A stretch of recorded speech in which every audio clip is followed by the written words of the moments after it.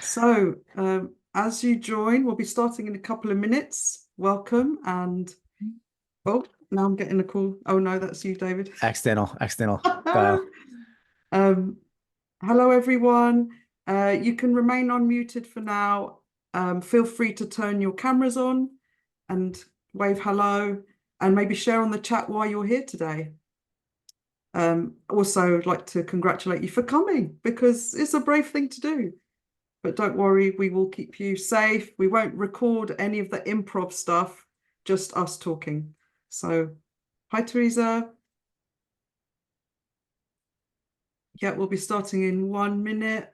Everyone tends to jump in the last minute. Yeah, Yeah, we're a little bit ahead. We're a little bit ahead of schedule. So yeah. started a meeting early. Who does that? What improvisers do that? We're high level. I've never started an improv show on time. Really? Have your show started on time?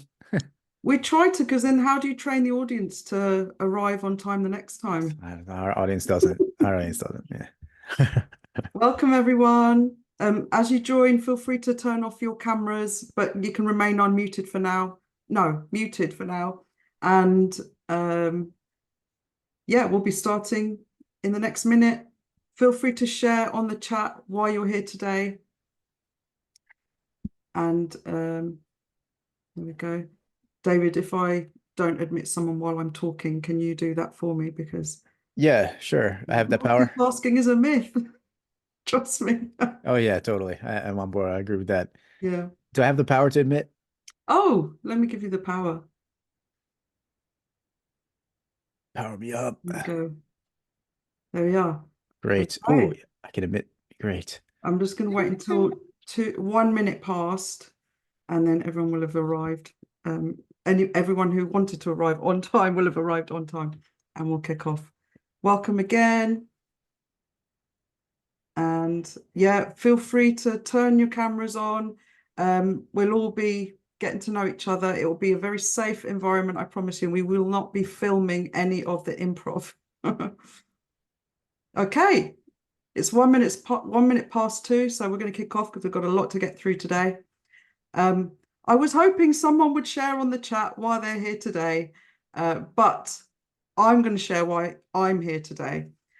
Now, I'm Elena Kerrigan, Managing Director at Think Productive. Think Productive run these free monthly webinars for anyone who wants to come along. And I'm a bit obsessed with improv in my personal life. I'm in improv troupes and I do improv shows, but I'm also quite obsessed with improv in the workplace and how it can be a tool for good. And yeah, so today we're going to play a bit with improv in a very safe way. We're not going to record it, even though we're recording this bit. And we're going to be looking at how we can use some improv tools or mindsets to spark some creativity and engagement in your teams, and yeah, get rid of that dread that you might get from brainstorming sessions where everyone feels like they have to give really amazing ideas. To prepare for today's webinar, I was actually reflecting on what I used to be like in brainstorming sessions before I was an improviser. And I used to be quite a yes, but person. Does that read properly? It's not backwards or anything. Yes, no, yeah, we got Yeah. it. So I used to, and maybe some of you can relate to this, I used to hear someone else's idea and go, oh, yeah, that's good, but immediately think of all the problems that associated with that idea. And, you know, there is a place for critical thinking, but a brainstorming session is not it. And yeah, so since getting into improv, I've become more of it's more of these yes and person. So as a yes and is actually, do you like those? There's a bit of a surprise for you, David. You weren't expecting those, were you? Um, yes and is a bit of an improv kind of mindset, where you build accepting and building on your scene partner's ideas. And I'll talk a bit more about that later. But basically, if you can imagine a brainstorming session where you kind of suspend judgment and you're just open to hearing everyone's ideas. It's just a much more, yeah, open, inclusive, accepting, less intimidating, no fear of judgment. Yeah, it's just a much more inclusive process and can really help people feel more engaged and involved in whatever process you're, ideas you're coming up with, or, change that you're trying to design, for example. So that's why we're here today. That's a long sentence, wasn't it? David, why are you here today? Oh, I'll go. But Teresa, thank you for sharing your chat. That she's here to try to be more engaging with prospects and customers about how they build their own homes. That sounds awesome. That sounds an awesome application of improv. We could definitely help you be more engaging in those situations because improv trains the exact skills we need to connect and collaborate with people in a deeper, more positive way, especially in uncertain situations, especially when there's constraints and context. Does that sound like anything that's familiar to you? You know, like, for example, every business meeting you're ever a part of, or just being in a business, or just life? When I started doing improv years ago, I started to realize that how much of life is actually improv. We're all making it up as we go along with characters in our lives that could do anything at any moment. Anything could happen. Who do we want to be? How do we want to show up? How do we want to act? How do we want to turn that into a positive situation? Improv trains all of that. It also happens to be fun. So we're gonna have some fun today training all of that. So all of you you're gonna be in breakout rooms eventually. So you're gonna have to get on video then, and you're gonna have to speak then. Of course, there's no, this isn't like fascist improv. We're not gonna force anybody. So if you don't want to participate, of course, you can always pass. But we encourage you to participate to whatever extent feels good and maybe feels a little bit scary, because that's how you're going to stretch yourself into a more actually authentic, present version of you. Now, so that's why I'm here to share that, because I absolutely love improv as a tool for leaders and consultants and coaches, salespeople. That's what I do in my work. I'm the co-founder of an organization called the Change Tribe, and we are helping leaders create high vibe organizations so their business contributes to a more loving and beautiful world. We do that by helping them change how they operate as a leadership team and getting them data about their people so they can light up their people the most. And as part of our work with leadership teams, we always include some portion of improv because it trains how leaders actually want to be with their people and with each other. So that's what we're going to do a little bit today. That's why I'm here. Thank you very much for having me, Elena. And also, I am an associate trainer for Think Productive, and we have an amazing workshop that incorporates a little bit of improv that we'll tell you about a little bit later. Yeah, why don't you just say a few words now? Oh, okay. That's all right. I'm Sure. going to share a I'll just screen. do it now. Let's just do it now. So, Yeah. uh, then we're going to jump into some games, everybody. So, and by the way, these games are going to be friendly, fun, easy. You don't have to be funny. You don't have to be super clever. You're literally just going to experiment with other friendly faces in trying out some ways of being that you don't normally do in your workday. Yeah, it's going to energize you. By the end, you're going to feel better than when you started this meeting. Promise. So, and if you don't, you can send me a personal hate letter at david@thechangetribe.org. So, this is a really exciting workshop we have coming up called Cracking the Engagement Puzzle. Now, if any of you are interested in how to engage yourself in your work so you are fully energized in what you're doing and you're actually doing your best work and you're helping other people around you do that. For example, you have a team, or you want to do that for customers, for example, if you're in sales. This workshop is going to give you a formula for helping you do that, for how you do that. Now, the formula is there are 7 needs. There are 7 needs that every human has at work. And if people are not engaged, it's because these needs are not being met. Now, according to the latest data we have, around the world, only 23% of people are fully engaged in their jobs. That means that the vast majority of people are not. Hopefully everybody here is feeling pretty engaged with their work, but very likely you have someone on your team who's not.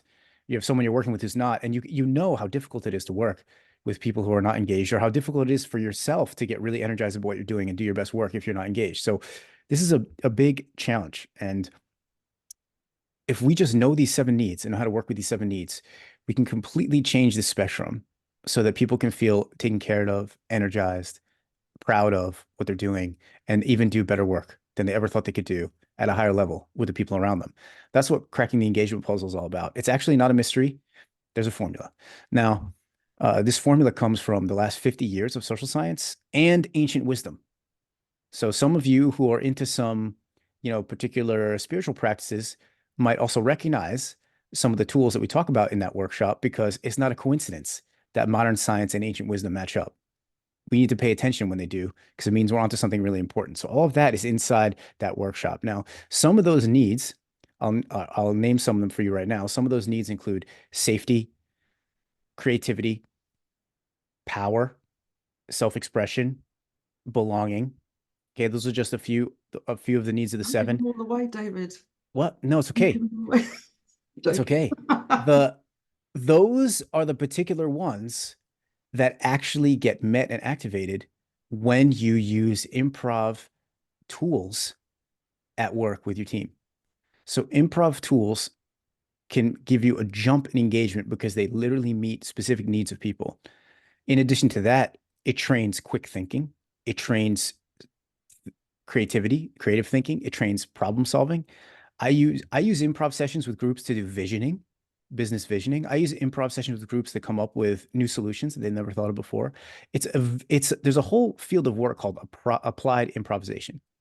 And it all starts, getting all these benefits all starts with the simple exercises and games we're going to play today, because those principles that you're going to experience, they map to all the other improv tools that you might use. So some of these tools are in cracking the engagement puzzle, and really excited about that workshop. It's going to be the best workshop you've ever experienced about how to engage yourself and others at work. I guarantee.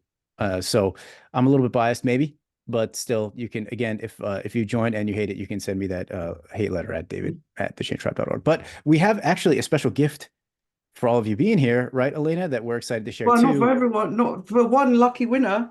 Aha. So can everyone see the QR code on here? Yeah, so that will just take you to the booking page for, we've got a public workshop version of this session on 19th of June, which you can buy tickets for. But at the end of today's webinar, we're going to give you the opportunity to win one free ticket for that, which you can have for yourself or give to someone else. So stick around till the end. And this session, that cracking the engagement puzzle workshop can also be booked as an in-house workshop.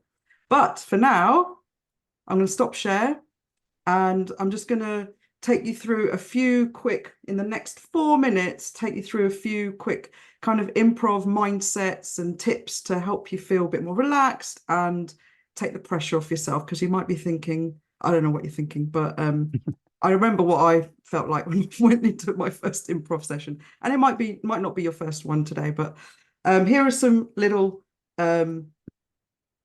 tools and tips. The first one is, I printed them all so I don't forget them. You are not alone. So improv is not like stand-up. It's a very collaborative art form. The pressure is not on one person to come up with all the goods. And that can be very helpful in a team as well, that, you're taking the pressure off yourself to bring everything into a meeting or a brainstorming session, for example. The second thing, so take the pressure off yourself. If a scene is bad, an improv scene, it's not all down to you. And don't worry, the majority of them will be bad. That's fine. Forget about trying to be funny. Really honestly forget that. If there's any humor in what comes out today, it will come naturally. It won't come from you trying to be funny, trust me. Just trust the process, and it will be fun, whatever happens. And in improv, we value mistakes. Often that's where the gold, I'll just hold that up a bit longer because I'm being a bit fast with this. That's where often the gold is. And we collectively, we don't ignore a mistake. We own it collectively, and we use it and we build on it. And the same goes for when you're brainstorming, for example, in a meeting. Any ideas that might be rubbish, just build on them, laugh about it, and just keep going, because that builds that kind of psychological safety and that removing that fear of judgment that might be there. And now I'm going to quickly share just a couple of improv kind of approaches. The yes and, which I've already mentioned, and I was hoping to do a little demo with David about to kind of showcase what that means, but I don't think we've got time, so we can leave it. But basically, you're going to agree. So if David started a scene and said he was a doctor, I would have said, "Hello, I'm Dr. Jones," or whatever, and I said, "No, you're not. I'm at a petrol station," or something. I would be immediately kind of yes butting or no butting his idea. So instead of that, scrap that and just kind of agree. He's already brought an idea. Just go with that, build on that. And, "Oh, thank you, doctor, for seeing me," for example. "Sorry, David, didn't get to play there." And the last kind of real improv tool, superpower, is to listen. And this is really, really important in the workplace as well. But it means that it kind of does all the heavy lifting for you. So you don't have to try and think of the next thing to say. Literally listen to what's just been said or been offered. And that could literally be a smile or an arm movement that your partner's made. And that's enough to inspire you to build on. So I hope that's enough to get us started. Last thing I want to say is we want to create a very safe, supportive environment. So you're going to be playing with people you probably don't know. Sometimes with improv, especially if it's our first time and we're a bit nervous, we might go down a controversial route, like a topic conversation that you wouldn't want to bring up necessarily. That's okay. You can literally try and steer the scene away from that, or end the scene by just calling scene, and no explanation necessary if you feel uncomfortable. So yeah, basically, let's try and be kind and respectful and to each other. And we're going to stop recording there so that we all feel even safer.